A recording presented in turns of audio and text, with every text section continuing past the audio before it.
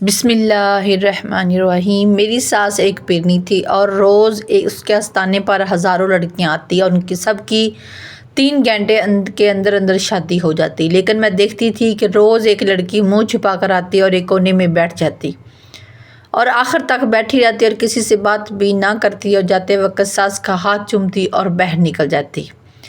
روز یہی ہوتا۔ میں حیران تھی کہ ساس کا دم اس پر کیوں نہیں چلتا، اور پھر ایک دن میں نے ساس کو کام سے اندر بھیج دیا اور اس کا بھیس بنا کر خود اس کی جگہ پر بیٹھ گئی، اور پھر سب لڑکیاں جانے لگی، لیکن وہ لڑکی روز کی طرح رکی رہی، اور جب اس نے روز کی طرح میرا ہاتھ چوما تو مجھے ہر قیامت ٹوٹ گئی، کیونکہ وہ تو میرا نام اقصیٰ عبدالرحیم ہے، میرا تعلق نارووال سے ہے۔ اللہ جی نے یہ رشتے بھی بہت خوبصورت بنائے ہیں، نہ ان کے بغیر گزارا ہے اور نہ ہی ان کو چھوڑ کر انسان جی سکتا ہے۔ زندگی بڑے بڑے امتحان لیتی ہے اور کبھی ہم غلط فہمیوں میں مبتلا ہو کر اپنے رشتوں سے ہمیشہ کے لیے دور ہو جاتے ہیں۔ کبھی ایک بار بھی ہم اپنے خون کے رشتوں سے یہ پوچھنے کی ضرورت محسوس ہی نہیں کرتے کہ یہ آیا جو کسی نے کہا کیا وہ سچ ہے؟ ہم بس اپنی جھوٹی انا اور جو لوگ کیا کہیں گے ساری عمر اسی کے گردن گھومتے رہتے ہیں۔ کچھ ایسی ہی کہانی میری بھی ہے۔ جب چھوٹی تھی میرے ابا کی موت ہو گئی اور دادی نے ہمیں یہیں رکھا تھا۔ میرے ننیال یعنی میرے نانا ابو اور نانی امی چاہتے تھے کہ ہم ان کے پاس آ جائیں، پر دادی نے کہا میرے جیتے جی ایسا نہیں ہو سکتا، میں اپنے بیٹے کی نشانی کو ہرگز اپنی آنکھوں سے دور نہیں کروں گی، اگر آپ کی بیٹی جانا چاہتی ہے تو آپ لے جائیں، پر میری پوتی میرے ساتھ میرے پاس رہے گی۔ اور میری ماما کی تو مجھ میں جان تھی، نہ ہی اپنے شوہر کا گھر چھوڑنا چاہتی تھی اور نہ ہی دوسری شادی کرنا چاہتی تھی۔ دادی نے بہت کہا تھا بہو دوسری شادی تمہارا حق ہے، پر ماما نے کہا میں دوسری شادی نہیں کرنا چاہتی، میرے پاس میرے شوہر کی یادیں موجود ہیں اور میرے لیے میری بیٹی کافی ہے۔ لیکن ہمارا وہاں رہنا چچی اور پھپھو دونوں کو پسند نہیں تھا۔ دادی پہلے سے بھی زیادہ ہمارا خیال رکھتی، امی دادی کی لاڈلی بہو تھی، ہر کام میری ماما سے پوچھ کر کیا جاتا۔ مجھے پودے لگانے کا بہت شوق تھا اور یہ شوق مجھے دادی سے ملا تھا، وہ بھی بہت پودے اور سبزیاں لگاتی اور پورے گھر میں ان کے ہاتھ کے پودے لگے تھے۔ میں نے سین میں کیاری میں پودے لگائے جو بلا آخر جھانکنے لگے تھے، انہیں دیکھ کر میں نے مارے خوشی کے اتنے زور سے نعرہ بلند کیا کہ اندر سے چاچی اور پھپھو کی بیٹی سدرا وہ دونوں باہر آ گئی۔ کیا ہوا ہے سدرا؟ کچھ زیادہ ہی بکھلا گئی تھی۔ اس نے کہا یہ تو کمال ہی ہو گیا ہے، ورنہ تم تو جو پودے لگاتی تھی ان میں تو صرف گھاس پھوس ہی اگتی دیکھی ہے۔ سدرا یہ کہہ کر اندر چلی گئی۔ مارے خفت کے میرا چہرہ لال ہو گیا۔ بڑی محنت سے میں نے اتنے دن لگا کر کیاریاں بنائی تھی، جب سے کیاریوں میں بیج ڈالے تھے تب سے مجھے تو نیند نہیں آ رہی تھی، بہت شدت سے پودوں کے نکلنے کا انتظار تھا۔ میں نے گزشتہ سال پودے لگانے کا منصوبہ بنایا تھا، اس طرح کے منصوبے میں پہلے بھی بناتی رہتی تھی۔ مجھے اب بھی یاد ہے جب میں نے اپنے پسندیدہ پھولوں کے پودے لگائے تھے، مگر وہاں کلی اور گلاب کی جگہ گھاس اگائی تھی۔ اس دفعہ میں نے دوبارہ سے پورے ذوق و شوق سے دعائیں مانگ مانگ کر سبزیوں کے بیج ڈالے، اور انتظار کے بعد آج کیاری میں ہریالی نظر آنے لگی تھی، جیسے دیکھتے ہی میں خوشی سے اچھل رہی تھی۔ جب چچو کا بیٹا سمیر بھی شور سن کر باہر نکل آیا، سبزیوں کی کیاریاں دیکھ کر کہا اماں کم تھی جو اقصیٰ بنت عبدالرحیم بھی میدان عمل میں آ گئی ہے، کہاں پیدا ہو گیا ہوں جہاں سبزیاں کھلا کھلا کر میری صحت خراب کر دی ہے۔ جمعے کو آلو گوشت، ہفتے کو کریلے، اتوار کو بینگن، سوار کو بھنڈی، اور تو ایک مخصوص دن کو رنگی سبزیاں پکائی جاتی ہیں۔ اب تو خواب میں بھی کدو، بینگن، ٹنڈے نظر آنے لگے ہیں۔ وہ کراہنے کے انداز میں بولا تو مجھ سے برداشت نہ ہوا۔ میں نے کہا تم جو آئے دن آلو کے فرنچ فرائز تو کبھی رول بنوا کر کھاتے ہو، وہ بھی تمہاری اماں نے بہت محنت سے لگائے تھے، کبھی خریدنے پڑ جائیں تو عقل ٹکانے آ جائے۔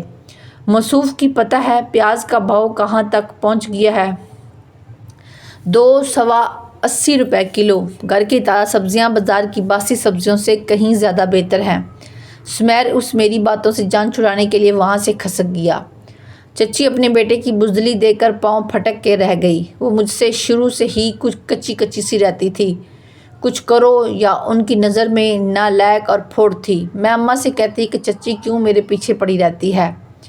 جب سے دادی اس دنیا سے گئی تھی میں چچی کا رویہ زیادہ ہی خراب تھا۔ پورے خاندان میں اپنے پاس سے باتیں بنا کر بتاتی کہ اکثر ایسی ہے ویسی ہے۔ اماں سے کچھ کہتی تو مجھے سمجھاتی کہ تمہاری چچی کی تو عادت ہے، تم دل پہ مت لیا کرو، اپنی پڑھائی پہ دھیان دو۔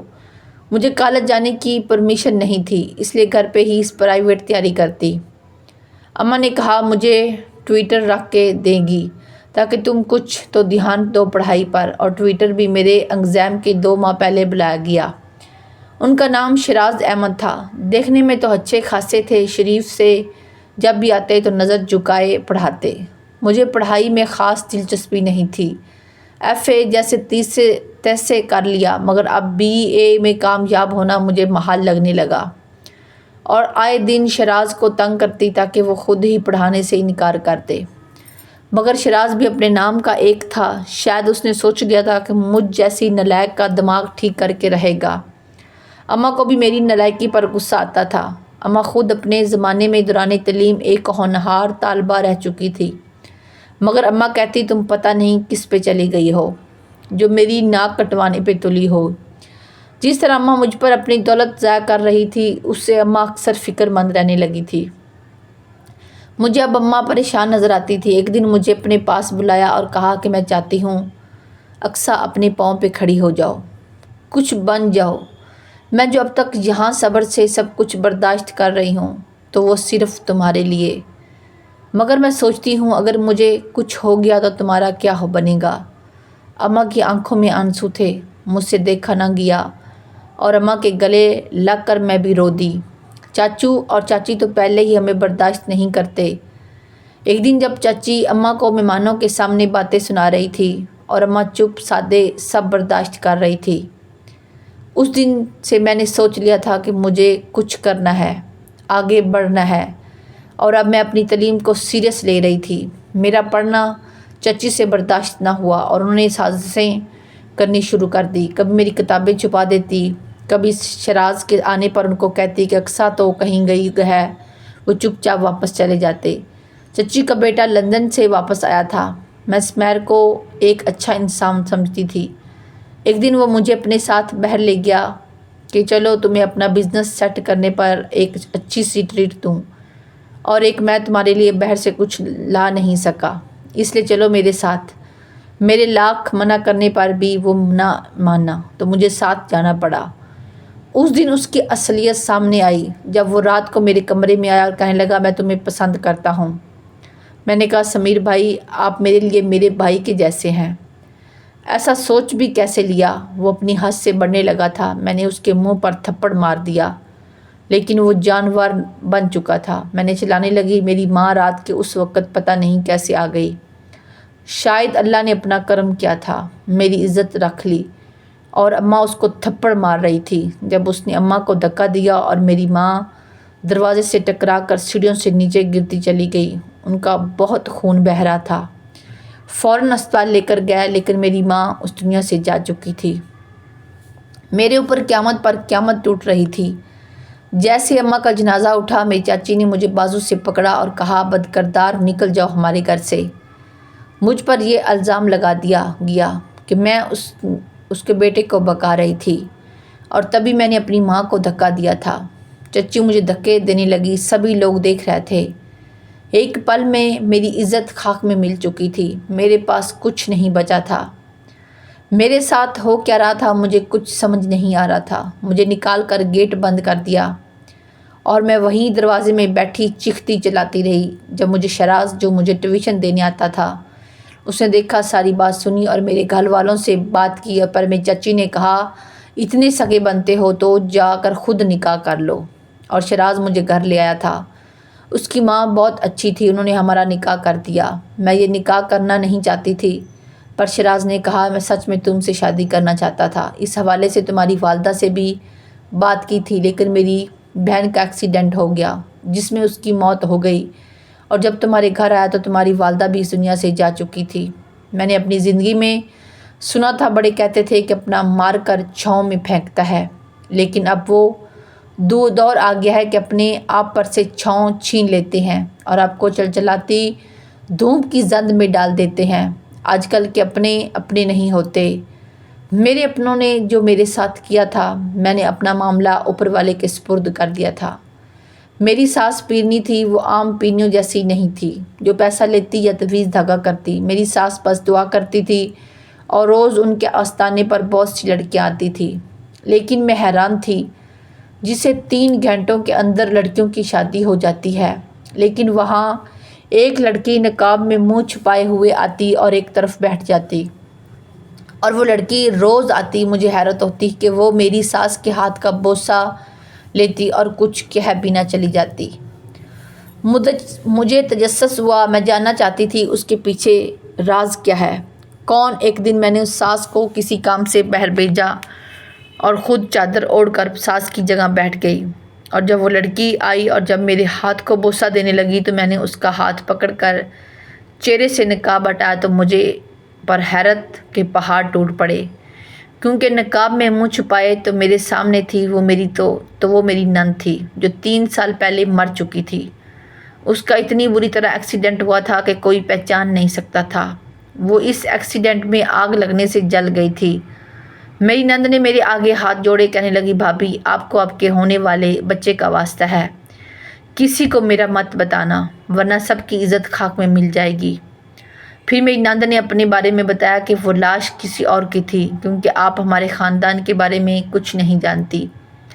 میری نند نے کہا، بھابھی جان، ہمارے خاندان میں رواج ہے کہ لڑکی کی شادی خاندان سے باہر نہیں کی جاتی، بلکہ خاندان میں ہی اس سے چھوٹے لڑکے سے بوڑھے شخص سے کر دی جاتی ہے، پر باہر اپنی بیٹی نہیں دیتے، اور اگر کوئی لڑکی بھاگ جائے تو یہ لوگ اس کو مار دیتے ہیں، مگر قبول نہیں کرتے تھے۔ محبت گناہ ہے ہمارے خاندان پر محبت کبھی کبھی سرکش بنا دیتی ہے، باغی کر دیتی ہے۔ مجھے بھی محبت ہو گئی تھی اور میں نے شادی کر لی۔ جس لڑکے سے میں نے شادی کی وہ میرے ابا کا خاص آدمی تھا، اس کا نام زبیر ملک تھا۔ میری ملاقات اس سے تب ہوئی جب وہ آستانے پر کسی کام سے آیا، اور تب سے آہستہ آہستہ ہماری بات چیت ہونے لگی اور ہم ایک دوسرے سے محبت کرنے لگے۔ اس بات کی خبر جب بابا تک پہنچی تو انہوں نے زبیر کو پرانی حویلی بلایا، اور اس کے بعد مجھے زبیر کی کوئی خبر نہیں ملی۔ ہماری حویلی میں ملازمہ تھی، میں نے کسی طرح اس کو بھیج کے زبیر کا پتہ کروایا۔ اس نے کہا، زبیر کو تو پرانی حویلی کے قید خانے میں بند کر دیا گیا ہے، اسے بھوکا پیاسا رکھا جاتا ہے۔ مجھے اپنے کانوں پہ یقین نہیں آ رہا تھا، مجھے اپنے گرد زمین گھومتی محسوس ہوئی۔ جب ملازمہ نے مجھے سہارا دیا، میں اسی وقت چادر اوڑھی اور اس ملازمہ کے ساتھ پرانی حویلی پہنچی۔ سب پہرے دار سو رہے تھے۔ میں نے چھپکے سے چوکی دار کے سامنے سے چابی اٹھائی اور زبیر کو ملازمہ کی مدد سے وہاں سے نکالا۔ وہ چل نہیں پا رہا تھا، اس کو بہت مارا گیا تھا، جس وجہ سے وہ زخمی تھا۔ میں نے زبیر کو دل سے چاہا تھا، اس کی یہ حالت مجھ سے دیکھی نہیں جا رہی تھی۔ زبیر کو اس کے ایک دوست کے پاس چھوڑا، اس نے کہا کہ وہ زبیر کو سنبھال لے گا، آپ گھر جائیں، رات کے 12 بجنے والے ہیں، پیر سائیں آپ کو ڈھونڈ رہے ہوں گے۔ میں ملازمہ کے ساتھ واپس آئی تو اماں سامنے برآمدے میں بیٹھی میرا انتظار کر رہی تھی۔ میرے دل کی دھڑکن مزید تیز ہو گئی، مجھے اپنی دھڑکن کی آواز کانوں میں سنائی دینے لگی۔ اماں نے ملازمہ کو وہاں سے بھیج دیا اور مجھے بازو سے پکڑ کر اپنے کمرے میں لے گئی۔ میں اپنی صفائی دینا چاہی تو ماں جی بہت غصے سے بولی کہ کچھ بھی کہنے کی ضرورت نہیں، میں سب جانتی ہوں، مگر شاید تم نہیں جانتی کہ اس سب کا کیا نتیجہ نکلے گا۔ تمہارا باپ، تمہارا بھائی تمہیں زندہ دفنا دیں گے، پر کبھی وہ نہیں کریں گے جو تم چاہتی ہو۔ میں ماں جی کے گلے لگ کے رونے لگی۔ جب اماں نے کہا کہ تمہارے بابا نے تمہارا نکاح کرنے کا فیصلہ کیا ہے، وہ بھی اپنی عمر کے آدمی کے ساتھ، کیونکہ تمہارے بابا کی نظر میں تم نے جو محبت کرنے کی سنگین غلطی کی ہے، یہ اس کی سزا ہے، مگر میں یہ ہونے نہیں دوں گی۔ تم کل رات کو اس گھر سے چلی جاؤ، کیونکہ کل تمہارے ابا یہاں نہیں ہوں گے۔ زبیر کے ساتھ بہت دور چلی جانا، کبھی ان لوگوں کے ہاتھ مت آنا، یہ لوگ بہت ظالم ہیں۔ میں اماں کی آنکھوں میں آنسو دیکھ رہی تھی۔ اماں نے ملازمہ کو بلایا، اس سے کہا زاویہ اور زبیر کو حفاظت کے ساتھ دوسرے شہر محفوظ جگہ پہنچاؤ۔ وہ ہماری بہت پرانی ملازمہ تھی اور وہ اور اس کا باپ دونوں ماں جی کے وفادار تھے۔ اماں کی ہر بات کو وہ حکم مانتے تھے۔ اماں کے گلے لگ کے بہت روئی۔ ماں سے بچھڑنے کا بھی بہت دکھ تھا۔ میری ماں بہت اچھی تھی، زندگی کے کسی بھی موڑ پہ مجھے کبھی اکیلے نہیں چھوڑا تھا اور آج بھی میرے ساتھ چٹان کی طرح کھڑی تھی۔ جب ہم لاہور پہنچنے والے تھے، راستے میں اماں کی بات یاد آئی۔ ماں نے یہ کیوں کہا کہ زبیر تمہیں کبھی تنہا نہیں چھوڑے گا، کبھی دھوکہ نہیں دے گا، ہمیشہ اس کی قدر کرنا۔ اماں کو زبیر پر اتنا اعتماد کیسے تھا؟ زبیر نے مجھے پریشان دیکھ کر کہا زاویہ فکر نہیں کرو، سب ٹھیک ہو جائے گا انشاءاللہ۔ زبیر بہت اچھا تھا۔ راستے میں اچانک ہمارا ایکسیڈنٹ ہو گیا، ہر طرف آگ تھی۔ پھر پتہ نہیں کیا ہوا، جب مجھے ہوش آیا تو ہم اسپتال میں تھے۔ زبیر کو بھی بہت چوٹیں آئی تھیں۔ ملازمہ اور اس کے ابا کہیں نظر نہیں آ رہے تھے۔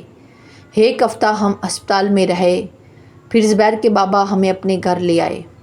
زبیر کے بابا بہت سلجھے ہوئے اور ملنسار شخص تھے، جیسے وہ اپنائیت سے پیار سے بات کرتے۔ کبھی اپنے بابا کو ایسے نہیں دیکھا تھا۔ ماں جی سے بھی کچے کچے سے رہتے، ہر وقت غصہ کرتے، اور کبھی انہیں ماں جی کے ساتھ ہنستے نہیں دیکھا تھا اور نہ ہی کبھی ماں جی سے نرمی سے بات کرتے ہوئے دیکھا تھا۔ ہر وقت روب جھاڑتے دیکھا تھا۔ شراز بھائی بھی بابا سے ان کے کام سے خار کھاتے تھے۔ بھائی مجھ سے بہت پیار کرتے تھے۔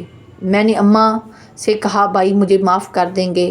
تو اماں نے کہا میں اسے سمجھا لوں گی، تم اپنا اور زبیر کا خیال رکھنا۔ میں ابھی اماں کی باتیں سوچ رہی تھی، تب زبیر کے بابا انکل رحمان آ گئے۔ مجھے خاموش دیکھ کر بولے بیٹا پریشان نہیں ہونا، جتنا مجھے زبیر پیارا ہے اس سے زیادہ تم مجھے عزیز ہو۔ انکل سے مجھے بہت اپنائیت محسوس ہوتی۔ مجھے لگا ہی نہیں کہ میں کسی انجان گھر میں آئی ہوں۔ انکل نے اگلے دن میرا اور زبیر کا نکاح کروا دیا اور ہمیں ملک سے باہر بھیج دیا، تاکہ جیسے ہی پیچھے والا معاملہ ٹھنڈا ہوگا ہمیں واپس بلا لیں گے۔ مجھے اماں اور بھائی کی کمی شدت سے محسوس ہو رہی تھی۔ اس طرح دن گزرتے گئے اور ہماری شادی کو 1 سال ہو گیا۔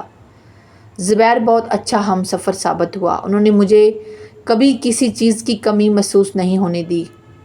بس کمی تھی تو ماں جی اور بھائی سے ملنے کی۔ ہم وطن واپس آ گئے تھے، سب کچھ ٹھیک تھا۔ میں انکل اور زبیر کے لیے چائے بنا کے لے کر جا رہی تھی، جب ایک نام پر میرے قدم وہیں رک گئے، تحریم شاہ۔ انکل کہہ رہے تھے زبیر سے کہ زاویہ بالکل تحریم جیسی ہے۔ جب زبیر نے اچانک مجھے دروازے میں کھڑے دیکھا تو میرے ہاتھ سے چائے کی ٹرے لے کر میز پر رکھی اور مجھے بیٹھنے کا کہا۔ میں ابھی بھی ماں جی کا نام سن کر اسی سوچ میں تھی جب زبیر نے کہا بابا اب وقت آ گیا ہے کہ زاویہ ساری حقیقت جان لے۔ میں حیرت کا مجسمہ بنی زبیر اور انکل کو دیکھ رہی تھی۔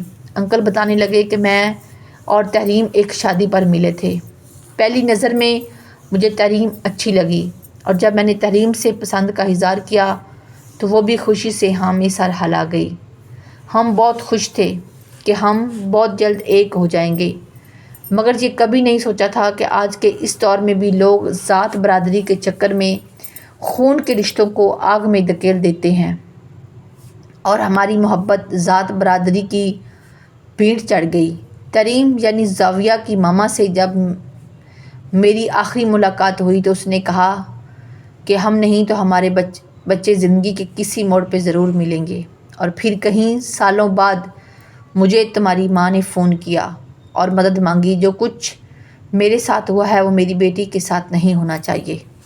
اور پھر میں نے زبیر کو خادم بنا کر بھیج دیا، اور خدا کی کرنی کہ تم سے ملاقات ہوئی، لیکن تب مجھے لگا تھا شاید آستانے پر کوئی اور لڑکی اسے مل گئی ہے، کیونکہ گھر کی عورتیں کم ہی آستانے پر آتی ہیں۔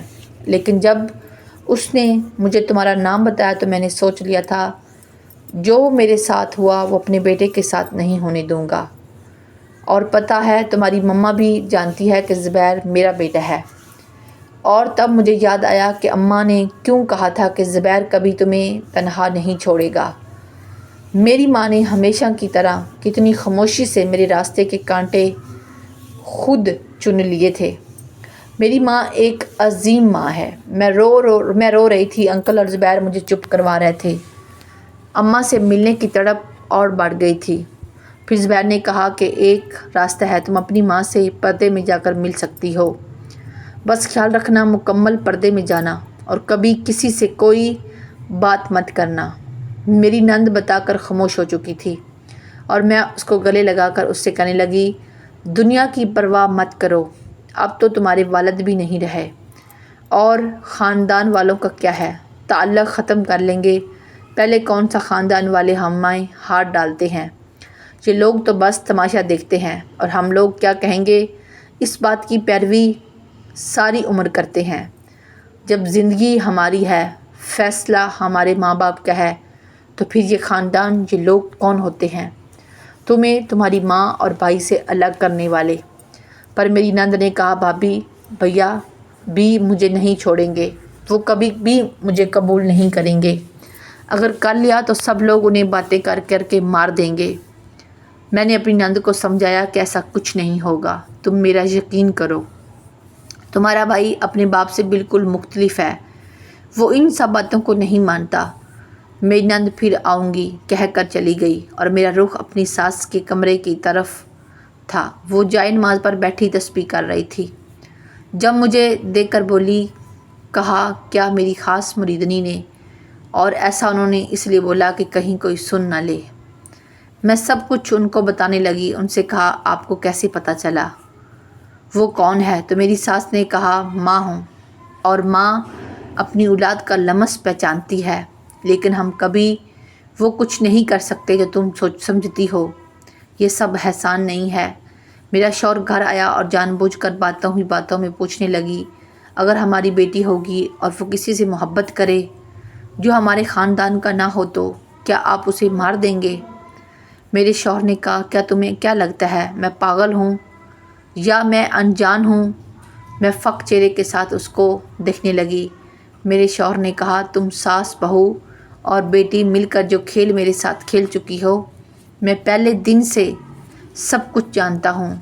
زاویہ میری بہن ہے، میری بہن میں میری جان بستی ہے، اپنی ماں کو بچپن سے سسکتے دیکھا ہے، اور میری پھپھو وہ گھر بیٹھی بیٹھی بوڑھی ہو کے مر گئی۔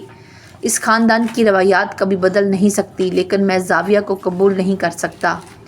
روایات کو توڑ دینا آسان نہیں ہوتا، پر ہاں ہم ملتے رہیں گے، لیکن وہ کبھی اس گھر میں داخل نہیں ہو سکتی۔ ماں جی کا جب دل کرے اپنی بیٹی سے مل سکتی ہے، اور اس سے زیادہ میں کچھ نہیں کر سکتا، اور نہ ہی تم مجھ سے ضد کرنا۔ میری ساس نے صحیح کہا تھا، سب اتنا آسان نہیں ہے، اور میں اپنی ساس سے کہتی میرے لیے دعا کرے، میری بیٹی پیدا نہ ہو، مجھے اس کے نصیب سے ڈر لگنے لگا ہے۔ میری ساس بہت اچھی تھی، کبھی ماں کی کمی محسوس ہونے نہیں دیتی تھی۔ وہ خود آستانے پر آنے والی لڑکیوں کے رشتے ڈھونڈتی اور ان کی شادیاں کرواتی۔ جب میرا بیٹا پیدا ہوا تو میری نند اپنے شوہر کے ساتھ اسپتال آئی تھی، اور میری ساس، میرا شوہر زاویہ کو گلے لگائے رو رہے تھے۔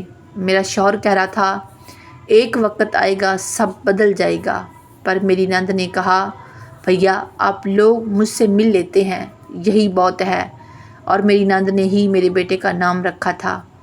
سب اپنی باتوں میں مگن تھے، اور میں سوچ رہی تھی، وقت کو انسان خود بدل سکتا ہے، لیکن وقت بدلنے کی تو ضرورت ہی نہیں ہے۔ اگر کچھ بدلنے کی ضرورت ہے تو وہ ہماری سوچ ہے، جو کبھی اپنی خاندانی روایات سے آزاد نہیں ہو سکتی۔